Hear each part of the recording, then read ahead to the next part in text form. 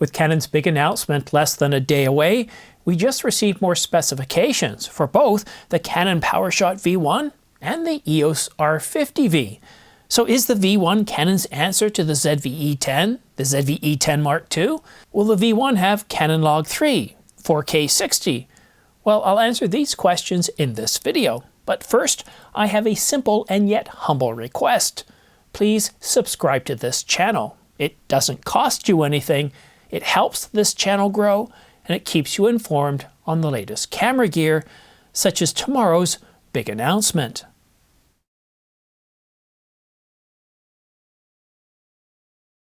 Canon just teased that a new era begins, as they remind us of the event taking place tomorrow at 1 p.m. Eastern Time or 10 a.m. Pacific Time.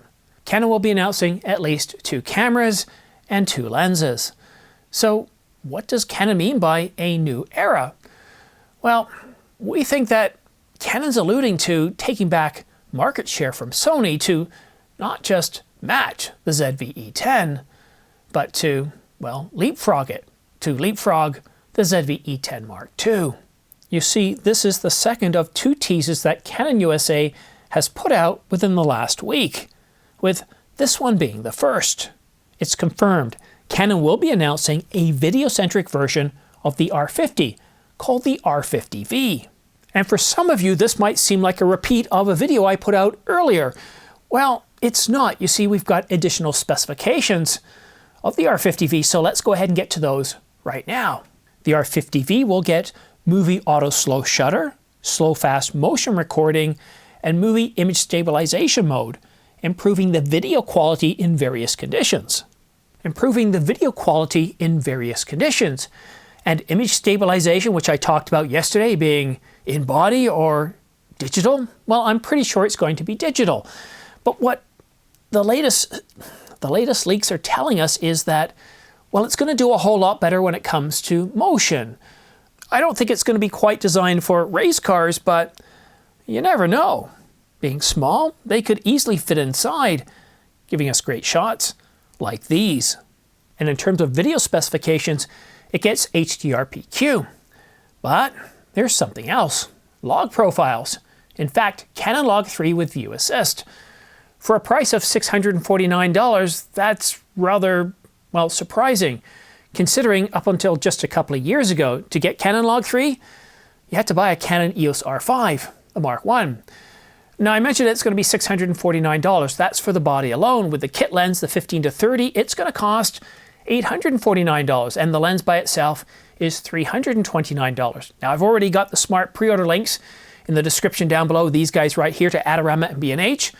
And if you take a look at the description, I have the pre-order links not just for the V1 or the EOS R50V, but also the Canon RF 20mm f1.4L VCM. Now these, as some of you have already pointed out to me, these links won't work right now, but once the embargo's lifted at 1 p.m., they're going to work. So what I recommend doing if you're really interested in getting these lenses or cameras is go ahead and copy down the links. Just grab them from the description. It's easier than pausing the screen and trying to write them down. Put them in your browser, bookmark them, and as we come up to tomorrow's coverage, we're going to do a live stream starting at 12:10, ticking over to 1 p.m. And as soon as 1 p.m. clicks over, that's when the embargo should be lifted. Go ahead and refresh, and you should be able to try that again. You should be able to pre-order either of the 2 cameras or either of the 2 lenses. We might get some other accessories and another lens, but what that'll allow you to do is to get yourself further into the queue. Canon has already put out on the apologies for not shipping products page the V1, yet they haven't even announced it yet, at least not here in North America. So I get a sense that these cameras are going to be top sellers, so your best bet is go ahead and copy this down, pre-order, and even if you're on the fence, note the shipping date. It's going to be in April, and then if you decide to cancel, well, it's not going to cost you anything, and if you decide to go ahead with it, well, you'll be happy that you're further up into the queue. So, well, you don't have to wait for this 200 to 800 last year. Well, it took the better part of 8 to 10 months for some people to receive that pre-ordered on the same day, within 24 hours of the same day that it was announced. And that ain't fun. One thing that will excite many people is that it's going to have the Canon EOS R5II's autofocus system, with the ability to register people for priority autofocus. Although there's no mention from any sources at this point if it's going to have the digic accelerator, but my bet is that it will. Now, at the time of recording, these are the specifications that we have for the Canon EOS R50V. No surprises that it's getting the 24 megapixel sensor. Image processor, digic X, no digic 8, but some of the surprising capabilities here again is Canon Log 3 with View Assist. It's getting HDMI out, a microphone port, a headphone port, 1/8,000th of a second shutter speed in electronic mode, and RAW and JPEG, although I'd be surprised if it doesn't do HEIF. The other camera, well, it's the Powershot V1, but there's really no surprise here as Canon's been showing off this camera since CP Plus 2025 in late February. What's noticeable though are the top shelf video specs for under $1,000, delivering Canon Log 3, HDR PQ, 4K up to 60 frames per second, the same autofocus system that we find in the Canon R5 II, and the ability to shoot vertical video, all for $899.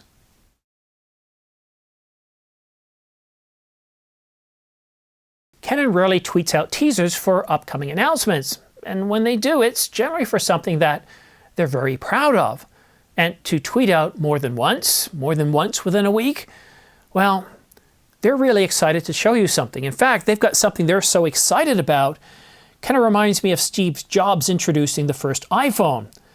Yeah, we all remember that, don't we, where he kept talking about an internet device, a phone, a web browser, and then he kept repeating that over and over again and saying, here's our iPhone. Now, I get a sense from Canon, from their tweets alone, that they're very proud of what they're going to be announcing tomorrow, and thanks to various sources, as well as Canon rumors, we have a pretty good idea of the specifications. But we don't have all the specs. We don't understand how the V in the EOS R50V really differs from the 50V. And at first it looks like it's very similar. It's almost identical with the exception of a slightly different form factor. But I get a sense that that's not what we're going to get. In fact, we're going to get a camera that really appeals to videographers, vloggers, people who shoot TikTok, as well as people who like to mount their TVs on the wall both horizontally and vertically. Yeah, I've been up since 3:30 this morning and I'm starting to have trouble forming words, so please forgive me, and hopefully I haven't missaid anything in this video. But looking at my speaking notes now, because I completely lost where I was going to go with this, so now I know where I was going with this. To Canon, I think what they're looking to capture here is to recapture market share, but not just to catch up to Sony, not to match Sony as they've done in the past with entry-level cameras, APS-C cameras, vlogging cameras. I'm getting a sense that what Canon's looking to do is have their eyes on the Sony ZV-E10, the Mark II, and say, take a look at this. Our camera's better. We got a compact camera in the V1, and then the EOS R50V. And if you're not excited by these, if you're not interested in entry-level cameras, well, then you might be interested in the RF 20mm f1.4 VCM lens. I know I am. And for some of you who said, why on earth a 20mm? Well, if you're into astrophotography, a good sharp, solid optical lens, a 20mm, well, that's a perfect lens for astro work. So I get a sense that's going to do well. I get a sense that this is going to be a big event. We also have a 15 to 30mm. We get a power zoom for APS-C, and who knows what other accessories could be announced. If I do get more information before, well, in the next couple of hours, I will of course script and record another video, because I do have live coverage tomorrow starting at 12:10 Eastern Time with my expert guest panel, where we're going to talk about the latest leaked specifications, leaked images, and really answer the simple question: what is Canon after here? Who are they after? What are they trying to accomplish? And who are these cameras for? Could I use the new Powershot V1 on travel instead of carting around the Canon EOS R5 Mark II? Would it work for me with Canon Log 3, H.264 and H.265, the same autofocus system found in the Canon EOS R5 Mark II. The one thing I'm waiting to see is, are they getting the digic accelerator chip? And if they are getting the same autofocus system as the R5 II, well, I think it makes sense. I mean, after all, when Sony released their own AI processing unit, they put it in every single camera after the A7 R5. Every camera after that got the same autofocus system and the same AI processing chip. I want to say a big thanks to my loyal viewers, you at home, for watching this channel for many, many years, going back to the very beginning, for not only watching but encouraging. And I know what some of you are doing. You watch these videos and then you let them cycle and you go through video after video to support this channel. You watch the videos, you comment, and it's very much appreciated. I just got finished with a workshop hosted by YouTube about memberships. And so what I've done is, with you in mind, I've redesigned the whole membership levels. And I can't remember what the price of the entry level one is, but that's where we have our custom emojis, where you can pick a camera emoji from Canon, Nikon, Panasonic, and Sony and use those in your comments. You also get loyalty badges that show how long you've been a member of this channel. But it's the next tier that I want to talk to you about that's for you, that takes you behind the scenes. It's called, apropos, the Insider. Many of you from time to time ask me, what does it look like? What does my studio look like? Do I do reviews? What is it like shooting with this lens? And I get asked so many different questions, or what type of tripod do I use? And to actually do a fully polished video to go into detail about these things, it can take north of 20 hours. I just don't have the time for that.